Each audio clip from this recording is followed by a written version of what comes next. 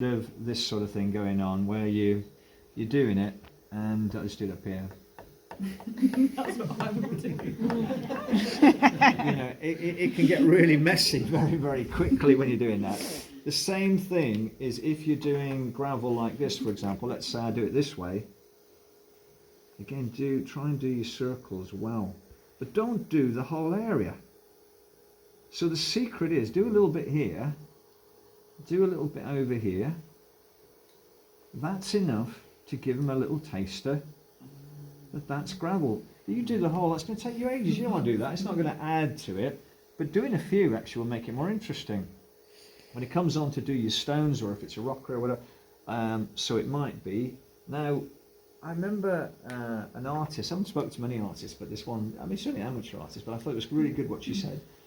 And she said, whenever you're drawing something, or designing something, think that you're it. Think that you're the item you're drawing. So if you're drawing a brick, you're kind of, you know, solid, you're a brick, right? I'm in brick, my mind's in brick mode, I'm solid, I'm kind of, if it's like a little bit of feathers or I'm frothy, I'm kind of a bit feathery, you know. And so I'm drawing this stone. Well, the stones are going to be pretty solid piece of stone. Okay, another piece of stone there. These are sort of like those dinosaur eggs, they call them. There's duck eggs, dinosaur eggs, Caledonian cobbles. There'll be some cobbles by the sun.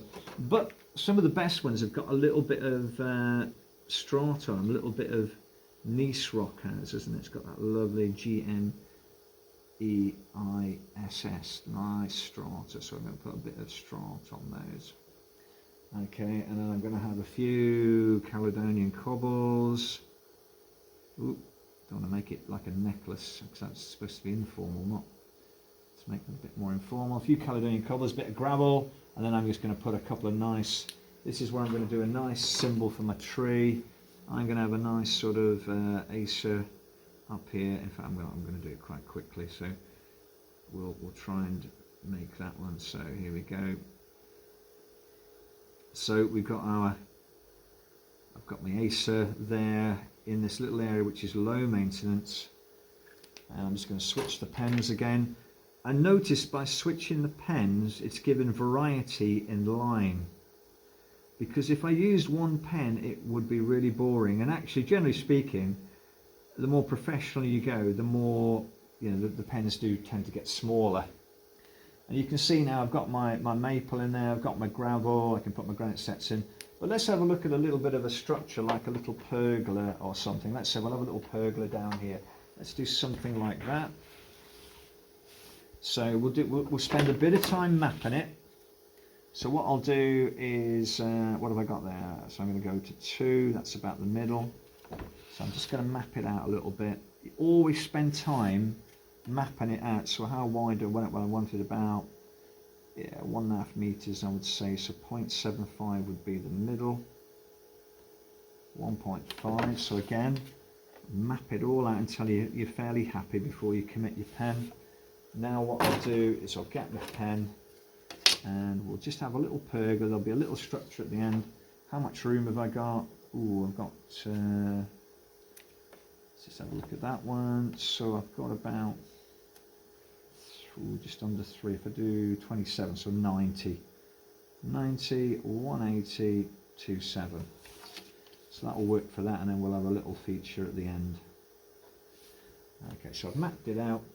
Now what I can do is I can start to think about how I'm going to draw this. Now fortunately I've got this little template. Not everybody's got that, but some of you have got the slightly better square ones. So again, I will just put that on. Oops. So we'll put that in there. That's my little pergola. Come down into there.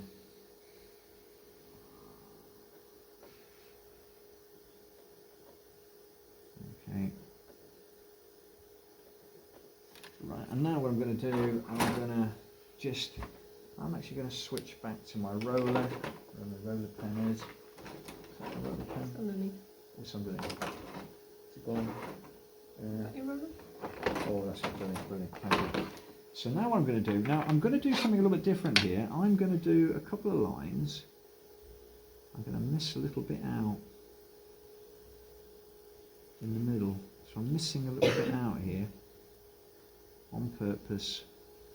That one will go straight through. We'll have one straight through. And that one can go straight through for that matter.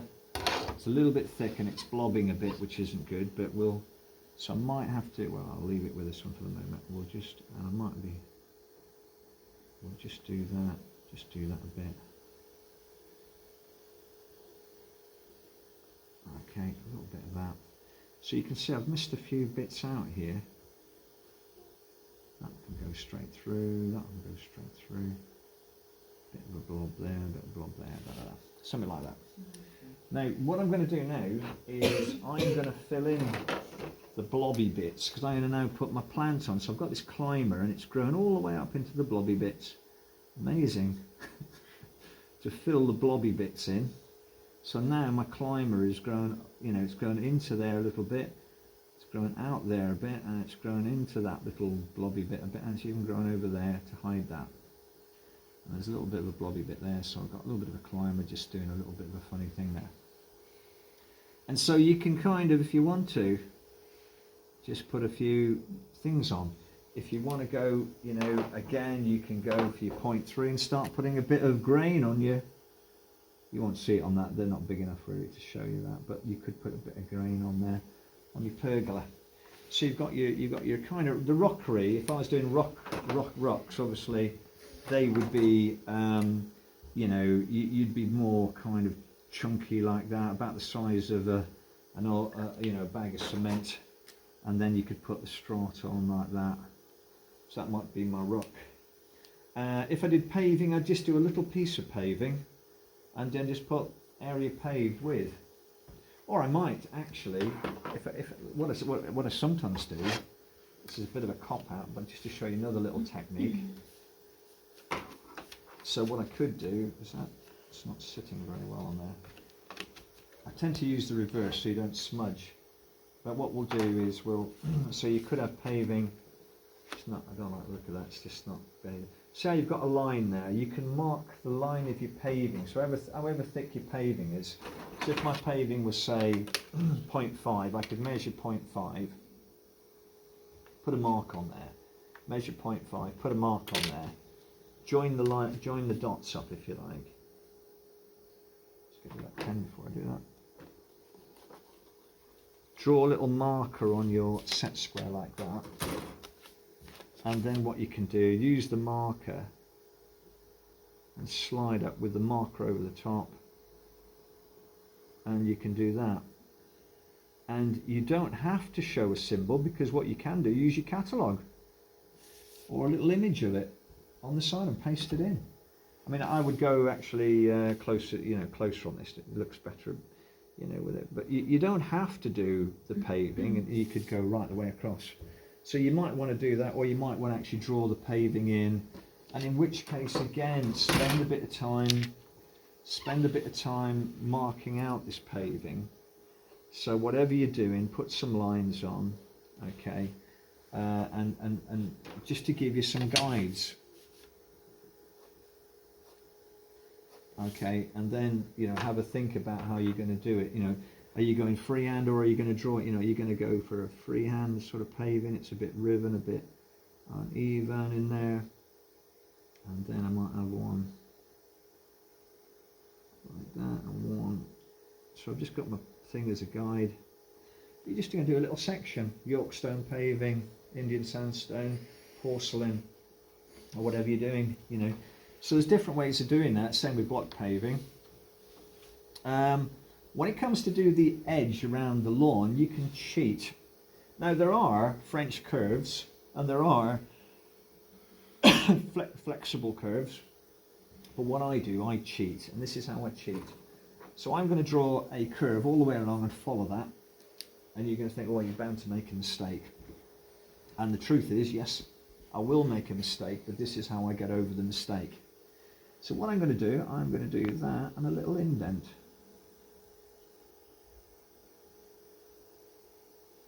Because if you do the indent, you've only got to do a little line. So the chances of you making a mistake over a little line a lot less. And obviously, this is a bit. What you should do is put the ball of your hand where you're doing the curve. Okay, so what I'm going to do, I've now got my hand roughly where I probably want it to be. No, I haven't. Okay, and we'll. Okay, but you can see how you can get over that quite easily. When you do a building, the general rule for buildings is do a double thickness. Obviously we've got a door here, because you want the buildings pretty strong, like they're pretty big. So it makes sense to use a thicker pen or to do a double thickness. Just check your ink is dried, he says. I don't know if it has dried there, but okay, you can see now that stands out as, oops, triple one even. Didn't quite get that right, but never mind. Okay, like that, and I've put, I've got the door there, and you kind of can see how it's built up. When you do your details, for example, North Point or whatever, again, a little bit of time, just mapping out. 20, 10 is there. Okay, let's just have that 10 in there. Let's just drop that line there so I know that is my 10. Right, okay, let's bring that back in. We'll bring that in. I'll just do a, may as well put that in actually. So notice how this, you use it that way, so you've got a little indent on the bottom, so I'm not going to smudge. If I used it that way, the ink might slip underneath. Use something like something like this. I've got to be careful here actually, because the actual North Point is over that way. No, I could have put the north in the wrong place. So what I'll do, I'll use the 60 for now.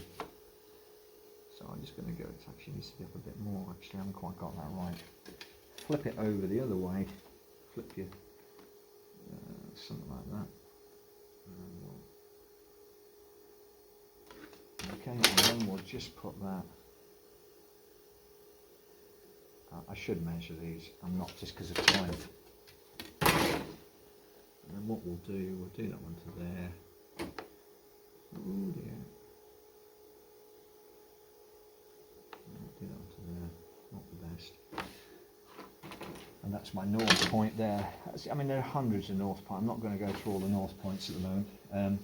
That's North. And then when it comes to, again, a little bit of sort of, so it's about 5 to there, so let's do 5 to there. Let's keep it fairly consistent, and then I can put that in, and then I'm going to put 3 columns.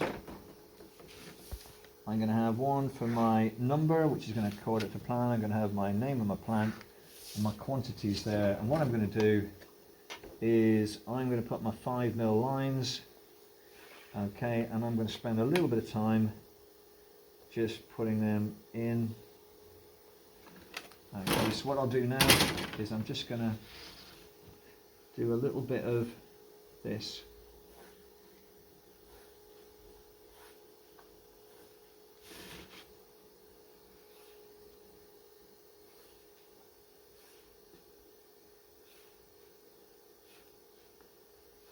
Okay, you do that all the way around, and then what I can do, find the pen that's going to work for you. A small one is going to be better. So that's number 1, that was number 2, number 3, number 4, etc. So we've got number, botanical name or whatever, quantity. So number 1 is Arbutus unido, strawberry tree. So you've got something to number 2, whatever that might be, rhododendron. Now you can see I'm struggling here to print well. And what I normally do is I do the drawing and I take it out, and I can then print like this. That's a lot easier than trying to print 90 degrees on, okay.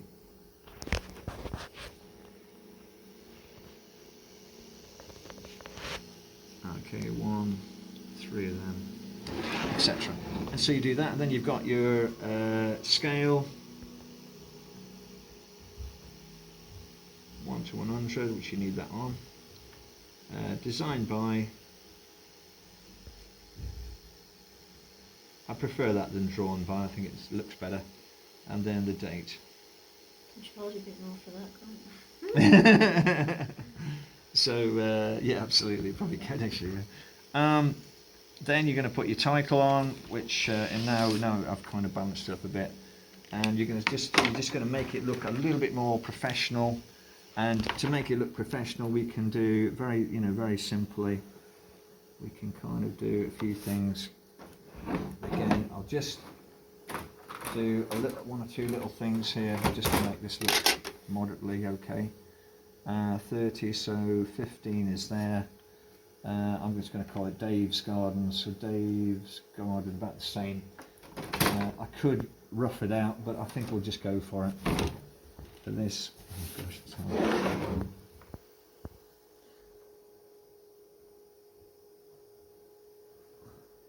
Oh, I didn't do a very good job of that because I actually didn't get that very central. Never mind. That's okay, not too bad. Okay, and then I can start, putting the finishing touches in terms of, so obviously want a nice border around the edge to set it off. Obviously it's like anything, nice border to set it off, if the pen works of course. There, not great, but I'll do that one next, and that one there. Oh dear. Pen really isn't working very well. So they're not fine liners, they're for this one I tend to do quite a thick line for the border.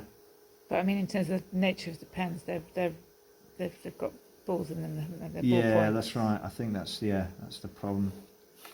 Yeah, it's not very good, but never mind. Well, I'll just switch actually. See, I'll use that felt. Even that felt tip might even do it now. That might do it. So there's a range of different nibs in that pack. Yeah. It's just they've worn a bit. That's a bit better. I'd need to do more with this really, and to. Okay, there we go. That's that. And you can see that even already that it's got the making of something. Obviously double line thickness for that, and it shows you a variety of symbols. Is that okay?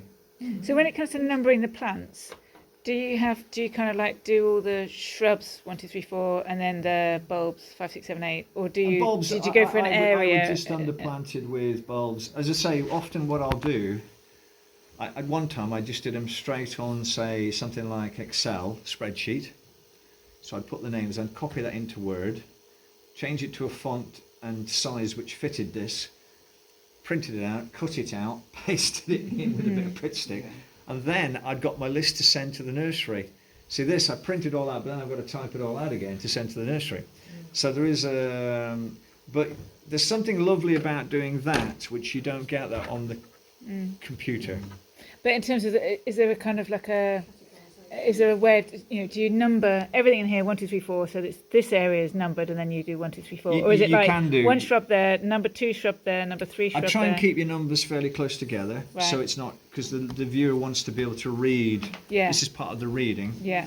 And just a couple of other little points just before we break for coffee. This is where it can be a bit of fun. What I do, and again, I'm sort of showing what I do, and it's not, but this is where you can have a little bit of fun. So what I'll do now, and I'm going to put a couple of lines up there, and this is what I like to do, is to show the customers what the key features are on the plan. So what I'm going to do here is, say he's got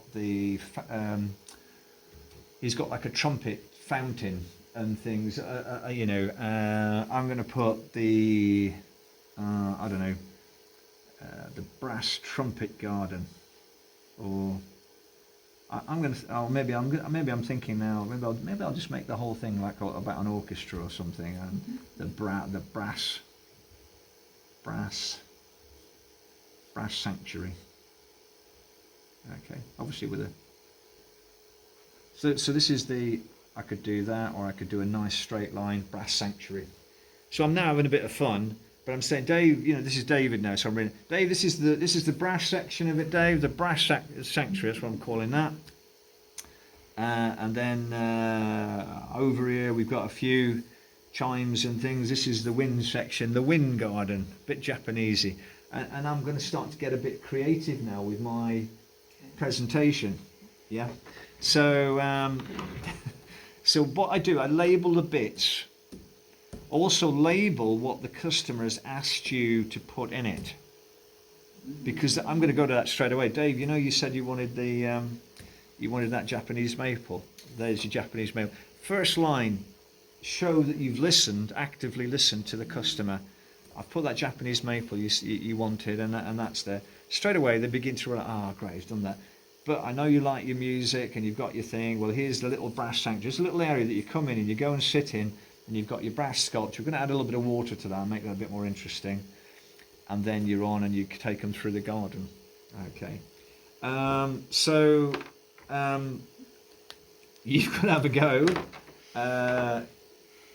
So what I was trying to show you there, the main objective there was to show you the symbols, not to be scared, scribble. So what I might have done to begin with, oh no, I don't like that. Or the customer might have been with me and said, no, we got to kind of do something differently here. He wants it a bit more formal. Right? I'm going to start to, let's make it a bit more formal then, and do come off that build. Sometimes you use the buildings and the windows to create a grid. John, I think one of you got a John Brooks garden. That's something that John Brooks sometimes did, is create like a grid and divvy it up into, like even use the fence panels. And so you get your kind of grid, and you pick out some shapes in the grid, and that might work. And I've used that to solve a problem, to solve a design before now, the grid system. So you think, right, okay, what we'll do, right, that little section there is going to... There's a woman on television that used to do paintings like that. She had a grid and then she... Ah, right, yes. I don't remember. Yes. Similar sort of thing, isn't it? It is. So you got your kind of, your grid is there. So I'm going to come there, come down there, come across there. Numbers on the grid as well. Yeah. Come up there, and then I'm going to take that in, and whatever. But that's, you could do a grid system if you wanted to and map it up. I mentioned before, sometimes what I do is I do three. I'll do an informal one, I'll do a formal one, and then with your 45, you could show them a 45, very, very popular, the 45. So you just throw an angle like that into it. And what you do then, off comes your pool. You're going to come off there maybe, and then your pool, might be more triangular in nature, but it creates some nice shapes and pockets. So a few things there. Just hopefully that's giving you a bit of food for thought.